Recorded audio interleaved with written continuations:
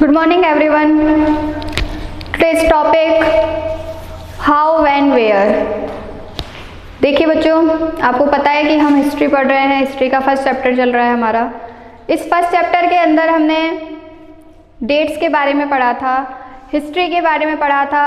Dates क्या हैं, history क्या है और वह कौन सी डेट्स है जो हमें याद रखनी है या हिस्ट्री में उसे क्या किया जाता है, ऐड किया जाता है, हिस्ट्री में उन्हें लिखा जाता है। कौन कौन से ऐसे इवेंट्स हैं जो इम्पॉर्टेंट है जिन्हें हिस्ट्री में लिखा गया है, ठीक है, जिससे हमें ये पता लगता है या उस समय ऐसा हुआ, आगे से हमारे साथ ऐसा ना हो, इतिहास में ऐसा हुआ था, फ्यूचर में ऐसा ना हो तो उसके लिए हमें क्या करना है। ये सारी चीज़ें क्या लिखी है, हिस्ट्री के अंदर लिखी हुई है, ठीक है। अब आज हमारा जो न्यू टॉपिक है वो न्यू टॉपिक स्टार्ट होता है हाउ डू वी पीरियोडाइज, ठीक है। पीरियोडाइजेशन क्या है, ठीक है। व्हाट एंड व्हाई कि पीरियोडाइजेशन क्या है और इसको क्यों किया गया है, कारण क्या है इसके, ठीक है। तो we can show significant changes between the different time period कि जब हम हिस्ट्री को पढ़ते हैं we can show significant changes between the different time period कि जो अलग अलग टाइम पीरियड है उस अलग अलग टाइम पीरियड को सिग्निफाई किया गया है और उसमें क्या क्या चेंजेस आए हैं, उसमें क्या क्या बदलाव आए हैं, वो चीज़ें पीरियोडाइजेशन के अंदर लिखी गई है, ठीक है। अब इसके अंदर कि ये किया क्यों गया, किसके द्वारा किया गया, ठीक है। तो इन 1817 James mill Scottish economist and political philosopher, इसको क्या हुआ था, जेम्स मिल ने, जो एक कौन थे, अर्थशास्त्रीय और राजनीतिज्ञ दार्शनिक थे, ठीक है, इकोनॉमिस्ट एंड पॉलिटिकल फिलोसोफर थे।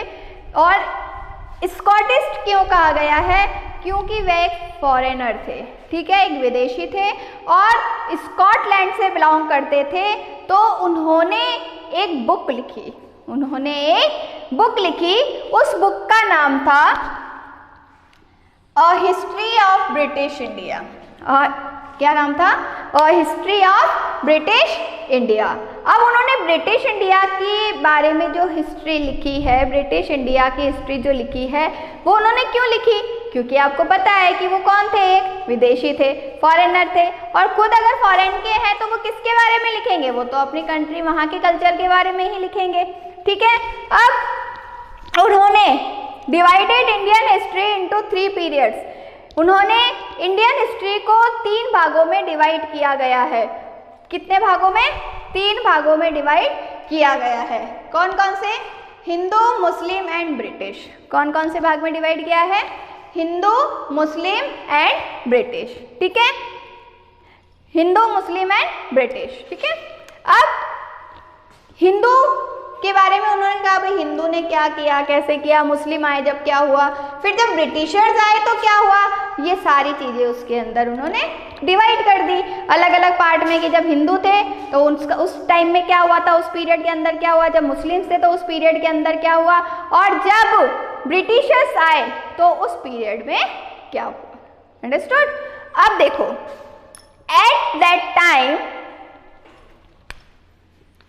This periodization was widely accepted.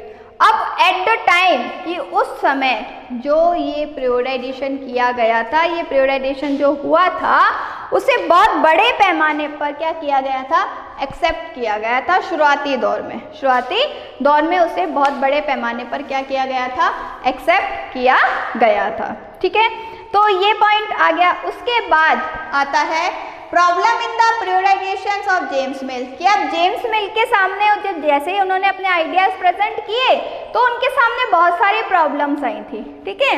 तो वह प्रॉब्लम कौन सी थी, तो सबसे बड़ी प्रॉब्लम थी रिलीजियस ग्राउंड। सबसे बड़ी प्रॉब्लम क्या थी, रिलीजियस ग्राउंड। अब यहाँ पे देखो, एक बार समझना, आपकी बुक में जो मैं लाइन रीड करूंगी वो आपकी बुक में भी है। James Mill idea of history, British rule as the forces to progress and civilisation. British rule जो था वो सबसे ज़्यादा फोर्स किस पर कर रहा था, प्रोग्रेस प्रगति पर, और सिविलाइजेशन सभ्यता पर। जो भारत की सभ्यता है वो किस तरह से प्रगति करे, वो किस तरह से आगे बढ़े, उसके ऊपर उन्होंने फोर्सेस किया। ठीक है, but there was a problem in the prioritization that James Mill offered. लेकिन जब इस तरह से वे डिवाइड कर रहे थे तो उस समय उनके सामने बहुत सारी कई प्रॉब्लम्स आई थी, और वह प्रॉब्लम कौन सी थी? सबसे बड़ी प्रॉब्लम थी रिलीजियस ग्राउंड, क्योंकि उन्होंने डिवाइड जो किया था वो धर्म के आधार पर किया था। किसके आधार पर किया था? धर्म के आधार पर किया था, क्योंकि आपको नाम से ही पता लग रहा है हिंदू, मुस्लिम, ब्रिटिश, ब्रिटिश को हम क्रिश्चियंस भी कहेंगे, तो ये तीन भाग उन्होंने करा, ये भी धर्म के आधार पर करे। तो सबसे बड़ा उनके लिए जो चुनौती थी, जो सबसे मेन प्रॉब्लम थी, वो यही थी, क्या?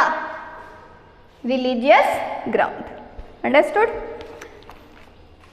James mill divides history on religious ground, Hindu, Muslim, British, British को हम क्रिश्चियंस भी कहेंगे। It is right to characteristic and age only through the religion of the ruler of the time। ठीक है, अब यहाँ पर अगर देखें तो क्या इन्होंने जो ये कैरेक्टर डिवाइड करे, अभी क्वेश्चन है, ध्यान रखना कि उन्होंने जो ये कैरेक्टर डिवाइड करे तो क्या ये धर्म के आधार पर इन्होंने जो शासक को, रूलर्स को जो डिवाइड किया है, क्या ये सही था? नहीं, ये गलत था। सेकंड क्वेश्चन आता है, does the life religion and practice of other do not matter, कि आप व्यक्ति की लाइफ, पर्सन की लाइफ क्या सिर्फ धर्म पर ही आधारित है, सिर्फ वो उसी के ऊपर काम करेगा, उसके अलावा और कोई मैटर उस पर इम्पोर्टेंट नहीं है? नहीं, अदर मैटर भी इम्पोर्टेंट होते हैं, सिर्फ ओनली धर्म के आधार पर एक समय को डिवाइड नहीं किया जा सकता है। समझ गए आप कि आज जैसे जब बच्चा स्कूल में पढ़ने आता है तो उस समय आपने देखा होगा कि बच्चा किंडरगार्टन, नर्सरी, एलकेजी, एचकेजी पढ़ता है, फिर फर्स्ट से लेकर 5th तक, 8th तक पढ़ता है, वो प्राइमरी सेक्शन हो गया।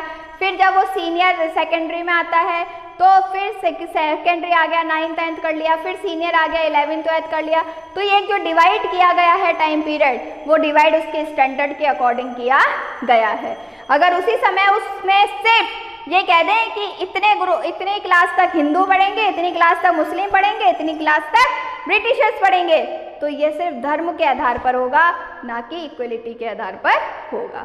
तो इसीलिए तो उन्होंने सबसे बड़ी यही प्रॉब्लम थी कि उन्होंने सिर्फ रिलीजन को महत्व दिया, बल्कि रिलीजन के अलावा अदर टॉपिक भी इम्पोर्टेंट होते हैं। अंडरस्टूड? बिकॉज, अब देखो, because variety of faith existed. अब यहाँ पर बल्कि उनको जो डिवाइड करना था वो वैरायटी के आधार पर करना था कि कौन सा रूलर किस धर्म का है, वो किस तरह से काम कर रहा है, वो कौन से फेथ पर विश्वास कर रहा है, वो कौन सा रिलीजन मान रहा है, वो किस धर्म पे आधार पर चलकर, किस पथ पर चलकर वो काम कर रहा है, तो उसके आधार पर डिवाइड होना था। तो एक एग्जाम्पल आपको बताते हैं, when Delhi was ruled by Muslim ruler, कि जब दिल्ली के अंदर क्या चल रहा था, मुस्लिम रूलर, सारे मुगल शासक राज कर रहे थे, उसी समय साउथ इंडिया में जो रूलर थे वो सारे क्या थे? फेथ ऑल्सो, मतलब वो दूसरे धर्म को मानने वाले थे, वहाँ पर अदर रिलीजन चल रहा था। तो ठीक है, एक इंडिया के अंदर ही क्या था, डाइवर्सिटी थी, सब अलग अलग धर्म पर काम कर रहे थे, तो सिर्फ एक इंडिया के पार्ट को हिंदू के आधार पर और मुस्लिम के आधार पर और ब्रिटिशर्स के आधार पर बांटा नहीं जा सकता। तो ये सबसे बड़ी प्रॉब्लम किसके सामने थी? जेम्स मिल के सामने थी। ठीक है, उसके बाद सेकंड आता है, due to the limitation of prioritization offered by James Mill, moving away from British classification, historian have divided Indian history into। अब यहाँ पर उन्होंने क्या किया कि जो इन्होंने प्रियोराइजेशन की लिमिटेशन करी, उस लिमिटेशन के उपलब्ध में उन्होंने क्या करा कि जेम्स मिल ने सिर्फ ब्रिटिशर्स को क्लासीफाई करा। सबसे ज़्यादा क्लासिफिकेशन किया गया ब्रिटिशर्स का, उनके बारे में ही बताया गया, और जो डिवाइड थी इंडियन हिस्ट्री, बात इंडिया की थी, लेकिन उसमें वर्णन किसका किया गया? ब्रिटिशर्स का। ठीक है, टॉपिक क्या था? इंडिया, बट उसमें टॉपिक के अंदर जो सारा मैटर था वो सारा मैटर क्या था? ब्रिटिशर्स का था। तो यहाँ पर उन्होंने ऐसा क्यों किया? ऐसा इसलिए किया क्योंकि वो खुद एक ब्रिटिशर्स थे, और जो जहाँ का होगा वो वहीं के बारे में ही लिखेगा। समझ गए आप? आज कोई हिंदू धर्म का होगा तो वो महाभारत और रामायण ही पढ़ेगा।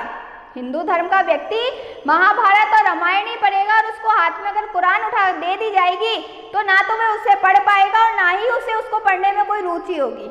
ठीक है, तो यहाँ पर जो जेम्स मिल है वो खुद एक ब्रिटिशर्स हैं, वो स्कॉटलैंड से बिलोंग करते हैं, तो वो वहाँ के बारे में लिखेंगे। उनको इंडियन हिस्ट्री से कोई मतलब नहीं था। ठीक है, तो उनका जो मेन फोकस था वो सब किस पर था?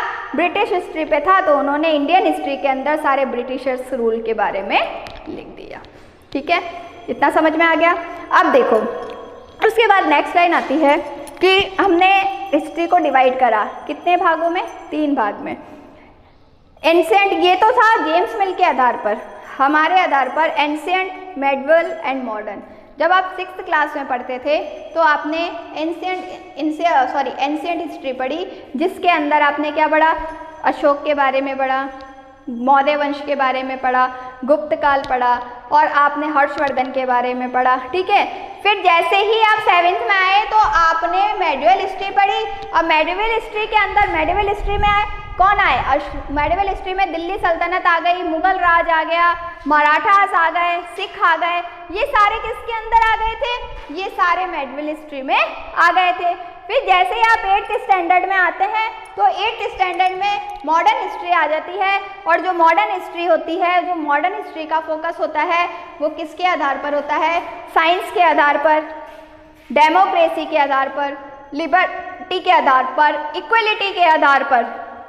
ठीक है, और वेस्टर्न पर्सपेक्टिव्स के आधार पर क्या हुआ था? उसको डिवाइड किया गया था।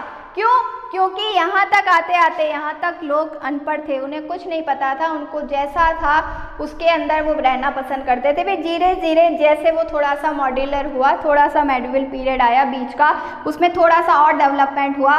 फिर डेवलपमेंट के बाद जब मॉडर्न टाइम आ गया तब तो कंप्लीट सब डेवलपमेंट हो गया था और सबको सारी सुख सुविधाएं मिल रही थी। एजुकेशन बेल्ट को लेकर भी लोगों को अपने अधिकार के बारे में भी पता था। इंसेंट टाइम में आपको पता है मोनार्की थी, राजा का राज था, राजा होती थी, उसका एक छोटी सी जगह वहाँ प्रजा होती, वो जैसे कहते हैं वो वैसे काम करने होते थे। ठीक है, तो ये जैसे जैसे आगे से आगे जैसे व्यक्ति डेवलप हुआ, व्यक्ति का माइंड डेवलप हुआ, उन्हें उसने नए नए इन्वेंशन किए, उसके आधार पर क्या हुआ था? हिस्ट्री को डिवाइड कर दिया गया।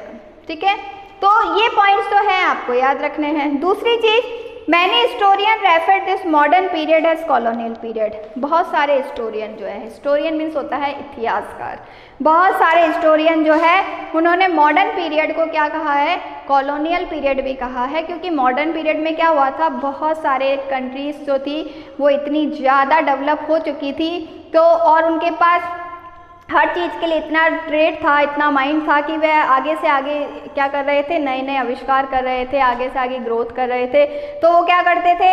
एक देश से दूसरे देश में जाते हैं, वहाँ जाकर वो क्या करते थे?